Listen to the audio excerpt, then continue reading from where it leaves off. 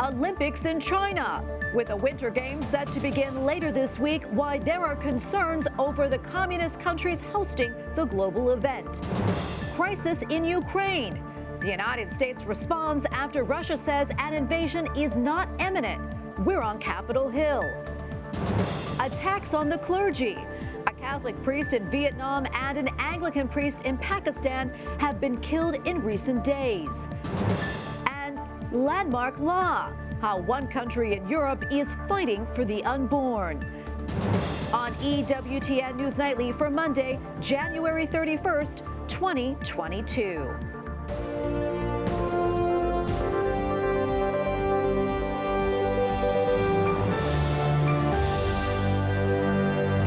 Thank you so much for being with us tonight on this feast of St. John Bosco. I'm Tracy Sable. Well, we are just days away from the Winter Olympics in Beijing. Meantime, tensions are rising as calls to boycott the Games grow due to China's ongoing human rights abuses. And joining me now is Gordon Chang, author of The Coming Collapse of China and the Great U.S.-China Tech War. Gordon, great to see you. Let's talk a little bit more about the Olympics. What concerns do you have regarding the Games and our athletes? Well, first of all, on the Games itself, we know that China is committing genocide, crimes against humanity, and other atrocities. These are the worst since the mass extermination started in 1941. But what China is doing right now is comparable prior to the mass killings. These Games legitimize the Chinese regime. And if we have any notion of civilization, we've got to protect people. And we're not doing that with these Games. Now, with regard to the athletes, we can't protect them, their safety. We know that China's going to harvest their DNA. They're going to be subject to extreme pressure from the Beijing regime. And also there's COVID-19, which is now raging across China, including the Beijing municipality itself. So these Games should not be occurring right now for so many different reasons. Now, Gordon, according to a recent article that was in the Washington Examiner, the Federal Communications Commission actually banned China-Unicom Americas because of its national security threat. Meanwhile, that company is said to be the official telecom company of the Olympics. What more do you know about this, and what risk could this pose? Washington should have banned China-Unicom a long time ago. You know, in China's top-down system, every company like Unicom must do the bidding of the Chinese military and the Communist Party itself. It posed a national security threat then, and I'm glad that this is occurring right now. But we've got to remember the Chinese system is very different from ours. And a company like Unicom has got to do the bidding of the party, which has declared the United States to be its enemy. So I don't know why we waited this long. Yeah, indeed. You know what? I want to turn now to Taiwan. Ambassador Chang called Taiwan a, quote, tinderbox that could spark military conflict between the United States and China if America continues to support Taiwanese independence. I want to get your thoughts on that. And Gordon, do you think we are on a path towards war with China? Well, regarding Ambassador Chin's comments, first of all, they were unusually specific. Normally, the Chinese diplomats talk in pretty flowery terms, and they can say "sea of fire" and things like that. This time, it was very clear that there could be war with the United States.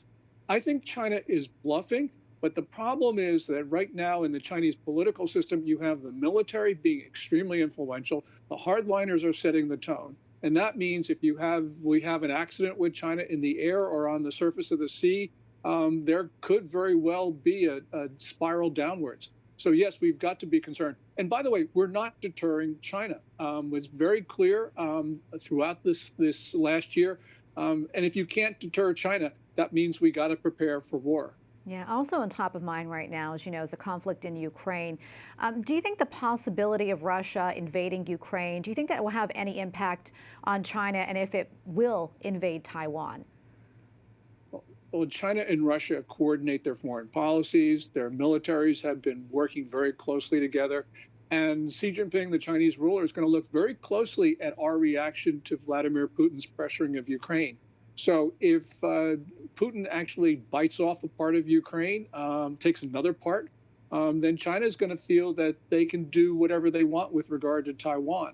Now, I'm not saying that the Chinese perception is correct, but that's not important. What's important is what the Chinese feel. And so, yes, They already feel that the United States is in terminal decline. They can do what they want. And a failure in Ukraine really means that there will be much more pressure somewhere in East Asia. Could very well be Japan, Philippines, Taiwan, maybe India. But there's going to be trouble if we're not resolute and stout in Eastern Europe. Yeah, another thing, Gordon, I want to bring up is North Korea. That country has launched 7 missiles so far just in 2022. What do you think is sparking this? And do you think China has any influence in North Korea's actions? Kim Jong-un, the North Korean ruler, feels that he can do what he wants because the Biden administration is, first of all, just sort of in disarray right now. And I think that Kim is taking advantage of what he perceives to be an opening. China can tell North Korea what to do. They've got that much power. Got to remember that more than 90% of North Korea's international commerce is with China. China supports it in diplomatic councils like the UN. The Kim family, they abhor the Chinese personally, but they know that they've got to do what Beijing wants. So when Beijing says stop it, or when Beijing says do something, the North Koreans say, yes, sir. And Gordon, not a whole lot of time left, but wondering what else you were following in regard to China. Well, right now, I think the problem is the internal crises, the Evergrande problem, debt crisis. That could just change everything we know about China within a week. And we know you'll continue to follow that, and we'll continue following you as well. Gordon, thank you so much. Always appreciate your analysis. Thank you, Tracy. Well, as potential war looms in Europe, President Joe Biden met with the nation's governors today at the White House. Topics included everything from keeping kids in school during the pandemic to border security and infrastructure spending. White House correspondent Owen Jensen reports. Owen? Tracy, good evening to you. Tonight, billions of dollars are now available for states to latch onto for fixing roads and bridges and replacing lead pipes, and faith-based groups can get some of those dollars as well. Governors, it's a pleasure to have you all here. President Joe Biden welcomes governors to the White House. Gov, you said send you money. We have. We've sent you a whole hell of a lot of money. And we're going to send you more. You keep using it as well as you have. One governor questioned President Biden's plan for protecting the border. It's not like people sit around and say in Guadalajara, I got a great idea. Let's sell everything we have, give it to a coyote, take us across the border, and leave us in the desert. And a country doesn't want us. We don't speak the language. Won't that be fun? And as dollars begin to flow out of the bipartisan infrastructure law, there are directions now, an instruction book, if you will, on how it all works. The administration today issues a new 461-page guidebook, making it easier for smaller cities, tribal leaders, nonprofits, and faith-based groups to access all that money. Meanwhile, tension at the United Nations Security Council. Imagine how uncomfortable you would be if you had 100,000 troops sitting on your border.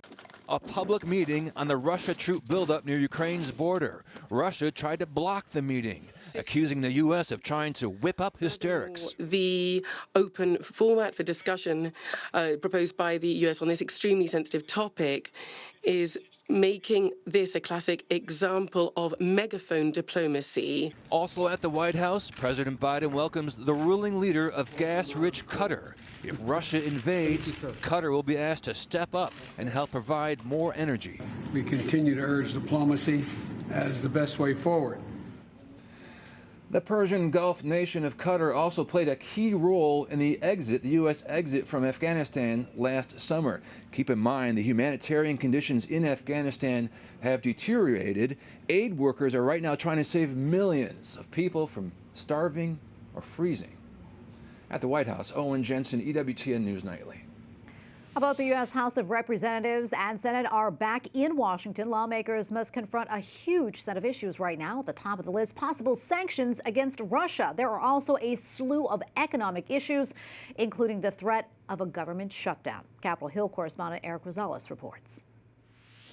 As tensions build over a possible Russian invasion of Ukraine, members of the Senate Foreign Relations Committee say that they're working on sanctions against Russian President Vladimir Putin. Sanctions that they say will be tough. I believe that we will get there. We have been working in good faith. We've been accommodating different views, and we are committed jointly in a bipartisan way to defend Ukraine and to send Putin a message. It'll be bloody and consequential. If Putin sees weakness, if he sees bumbling, if he sees ineptitude, if he sees indecision, that he will take advantage of that. I don't think he's made a decision to do that yet. A Russian official to the European Union says, quote, it has no plans to invade either Ukraine or any other country. Meantime, Congress must pass a government funding bill. Current spending is set to expire on February 18th. House Speaker Nancy Pelosi says passing a bill is a must. It is important in terms of governance to get the appropriations bill done, the omnibus bill done to fund the government. It is now a national security issue of the highest priority. House Minority Leader Kevin McCarthy says Republicans will continue to focus on the harm that spending and inflation is doing to the economy. We're for kids in school. We're for food on the shelves. We're for America independence and energy, lowering the gas price so it doesn't harm us. We're for stopping runaway spending so we don't create inflation. And Democrats will also try to pass part of President Biden's Build Back Better Act in pieces versus one large bill. The jam legislation schedule has prompted House Majority Leader Steny Hoyer to write a Dear Colleague letter advising lawmakers to, quote, be prepared for potential schedule changes in the weeks ahead. Back to the issue of sanctions against Russia, lawmakers in both chambers say that they will get a classified briefing from Secretary of State Antony Blinken and top Pentagon officials on what the U.S. plans to do in case of a Russian invasion. At the Capitol, Eric Rosales, EWTN News Nightly. Louisville, Kentucky will pay $75,000 to settle a federal lawsuit filed by a local police officer who was disciplined after participating in pro-life activities a year ago. Officer Matthew Schranger was suspended after praying off duty outside of an abortion clinic as part of 40 Days for Life. Coming up, coronavirus crisis. How Cyprus and Austria are confronting the pandemic despite protests against vaccines and mandates.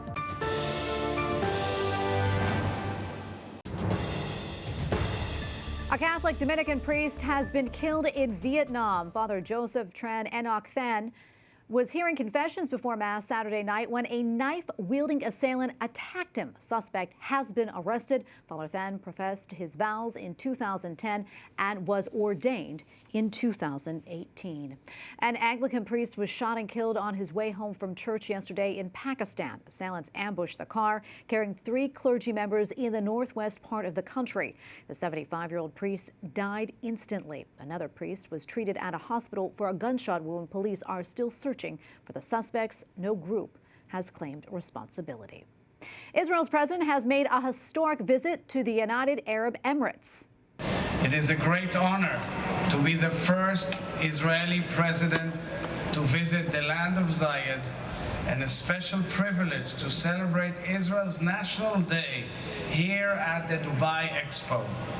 Isaac Herzog offered his remarks after a flag-raising ceremony. Afterward, he was safely escorted away as protection amid threats by Yemen's Houthi rebels.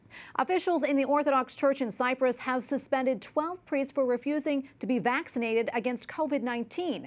The head of the Cyprus Orthodox Church says the bans are for 3 months. Local media report that being vaccinated against COVID-19 is not mandatory in the island country. Well, in Europe, many countries are discussing ways to make the coronavirus vaccine mandatory, while others, like the United Kingdom, are stopping all anti-COVID measures. Tomorrow, Austria will be the first EU member country to begin a vaccine mandate for all citizens over the age of 18, and it is a topic of concern for many. Joining us now from Rome is Andreas Thonhauser, EWTN Vatican Bureau Chief. Andreas, great to see you. What more can you tell us about the situation in Austria and also in the rest of Europe regarding COVID-19? Well, thank you, Tracy. And as you said, Austria, a small country neighboring Italy, will introduce a vaccine mandate tomorrow, February 1st. Citizens older than 18 years will have to show proof of adequate vaccination against COVID-19. Non-compliant Austrians face fines from $700 to more than $7,000 US, and one can be fined 4 times a year. The government has clarified that it will not imprison people for disobeying the new law. Now, Tracy, this comes at a time when COVID cases are soaring in Austria. However, there are very few intensive care beds occupied. All anti-COVID measures have always been justified with the goal to protect the medical system and not to overburden intensive care wards in hospitals. Clearly, there is no real danger at this time. Austria is a member of the European Union, and so many countries are looking to the government in Vienna, including EU leadership in Brussels, who have already voiced their interest in introducing vaccine mandates as well. And Andreas, how is the church in Austria and also the rest of Europe responding to this? Well, last Friday, Pope Francis met with a group of Catholic journalists from Europe and the US who partner in a project paid for by Google, the internet giant.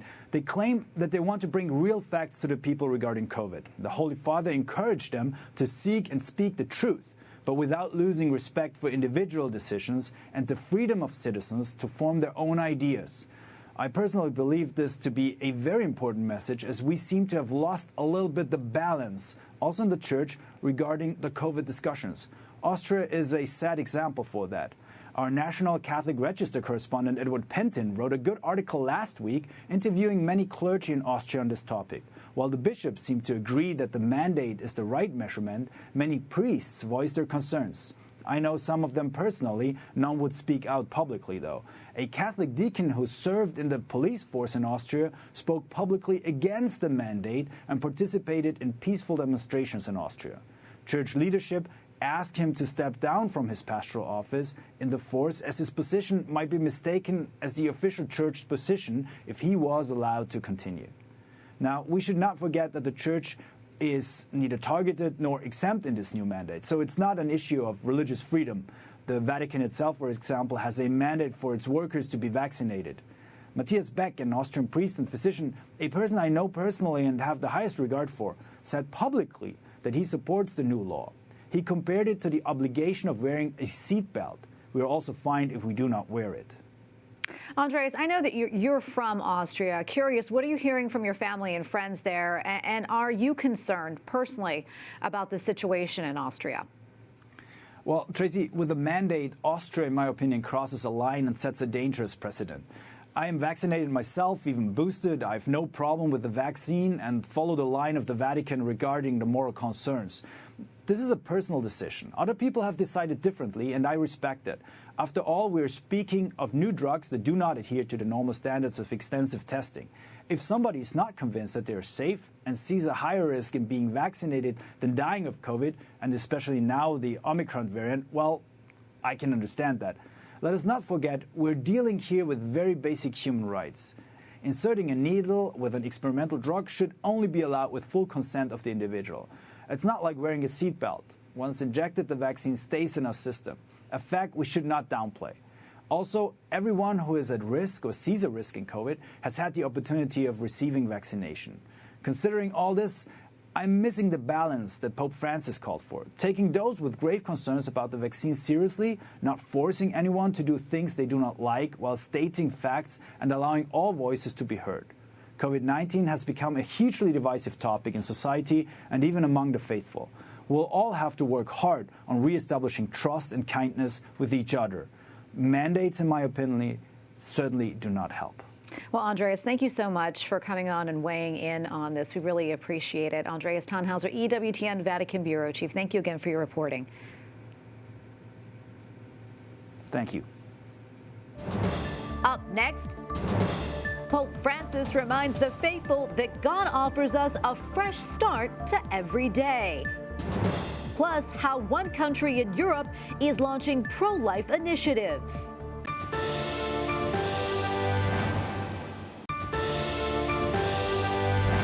The country of Poland is encouraging families to have more children by offering financial support. The Family Welfare Capital Benefit will apply to parents who have more than one child between the ages of 1 and 3 years old. Families will receive nearly $3,000 to help support their children. There is also monetary aid for families with only one child to help parents afford daycare. And joining me now is Magdalena Korzekwa-Kaliszuk, president of the Proelio Foundation. Magdalena, Magdalena, welcome. Wonderful to see you. We appreciate you taking the time. Can you talk to us about this new child benefit that began this year and its goal? Thank you very much for the invitation. Family Care Benefit, the program launched by our government, is aiming to support families. And the goal of the program is to give the choice to parents who before were many times forced to send kids, very little kids, I mean a child of 1 or 2 years old, to send to nursery, and parents didn't want to do that. Now parents have the choice. They can use money for hiring someone to care for the child, or for doing the job by themselves. So the program gives not only money, it gives freedom to Polish families, and that's really great.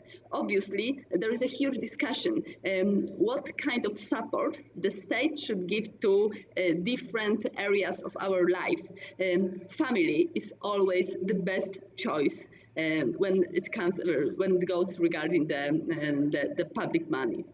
And do you know how many families will benefit from this? Well, the money goes to each family with kids. First of all, it's the next step of the first child benefit program. I mean, in Poland, for a few years, parents receive 5,000 zlotys. It's around 10% of the average salary in Poland for each child in the family. And the program we are talking about gives additional 5,000 zlotys per month, or 1,000 zlotys per month in the time of 1 year for each family with more than one child. So it's about all the families with more than one child. And Magdalena, I know that Hungary enacted a pro-family policy back in 2019. It included mortgage deductions, increased access to childcare, and more. Did Poland follow Hungary's model, and what are the differences between Hungary's program and Poland's? Well, it's a difficult question. And in Europe, for sure, Poland and Hungary used to follow the same pro-family way. So we cooperate for many years with Hungary. We even used to say that Hungary and Poland work as brothers, as very good brothers in Europe, because we support the same values. As far as I know, in Hungary, the model is a little bit different. They don't give money for each child, but they support families, as far as I know, in a little bit different way. In Poland, the program is very, very simple. If you have a child, you receive money, and you can decide how you use the money. I want to switch gears just a little bit here. A year ago, Poland enacted its pro-life law that bans most abortions. Tell us a little bit more about this law, and how many lives do you know have been saved because of it over the past year? Something very special happened in Poland last year. Our Constitutional Court made a judgment. In this judgment, the judges of the Constitutional Court said that eugenic abortion is against our Polish constitution. It is against the dignity of each child. Before the judgment of the Constitutional Court, every year, more than 1,000 kids with the probability of sickness were killed in abortion. And it was the highest number of among legal abortions in Poland. Since we have the judgment of the Constitutional Court, we are sure that the majority of those kids, of 1,000 kids, are saved. So there is no doubt that the law has a positive effect. Obviously, we are under attack. the abortion lobby is working hard in order to promote abortion all over Poland. However, still the law works very, very well, and it helps us to promote the culture of life and to save more babies. Well, Magdalena, thank you so much for being on today. We really appreciate speaking with you, and thank you for all that you do. Thank you very much. Pope Francis reminds the faithful that God always surprises us. In ciò che avviene a Nazareth troviamo però dell'altro. At his weekly address to pilgrims at the Vatican, the Holy Father says the Lord wants to refresh us every day. All we need is an open mind and simple heart. Pope Francis also says the model for such an approach comes from the Blessed Virgin because she lived a life of humility and trust in the Lord. Finally, tonight, people in China are planning to celebrate another quiet Lunar New Year tonight.